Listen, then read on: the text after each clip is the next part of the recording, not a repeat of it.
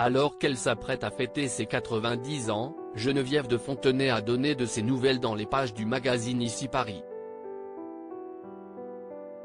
L'occasion de faire le point sur sa vie actuelle, elle qui a définitivement quitté le monde des concours de beauté. 12 ans après son départ de Miss France, au profit de Sylvie Tellier, elle n'a toujours pas digéré. Après avoir refusé de prendre part l'an dernier au centenaire de Miss France, elle remet d'ailleurs en cause la date exacte, qui a vu triompher Diane Lair. Geneviève de Fontenay est toujours et encore en colère contre celle qui lui a piqué sa place, Sylvie Tellier. Avec ce centenaire, Sylvie Tellier a volé les 3/4 de ma vie. En plus, la date n'est pas la bonne car le premier concours estampillé Miss France a eu lieu en 1928. De toute façon, Miss France, pour moi, si est terminé. Si est comme si j'avais un mur en béton devant moi, dit-elle. Terminé, terminé.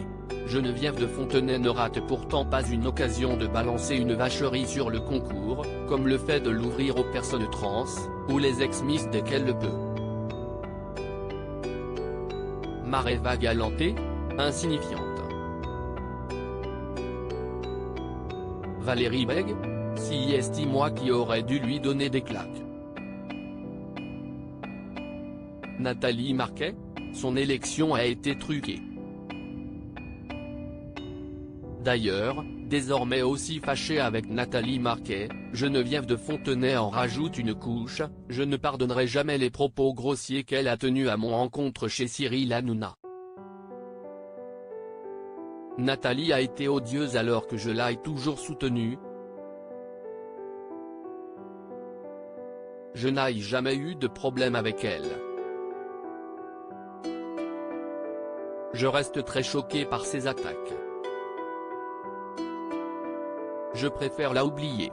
Aujourd'hui à la retraite, Geneviève de Fontenay n'a plus l'ambition de mettre son nez dans les concours de beauté et elle n'a même pas l'esprit de revanche puisque Sylvie Tellier est au cœur de rumeurs incessantes la disant sur la sellette. Je ne suis pas inquiète pour Sylvie. Elle a des relations, elle fera autre chose, dit-elle. Et pas question d'envisager une minute de revenir récupérer sa place puisque l'avenir du concours ne va pas dans le sens qu'elle aimerait.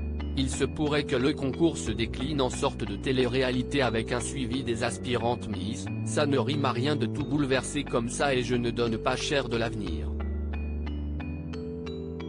Ici Paris, édition du 24 août 2022.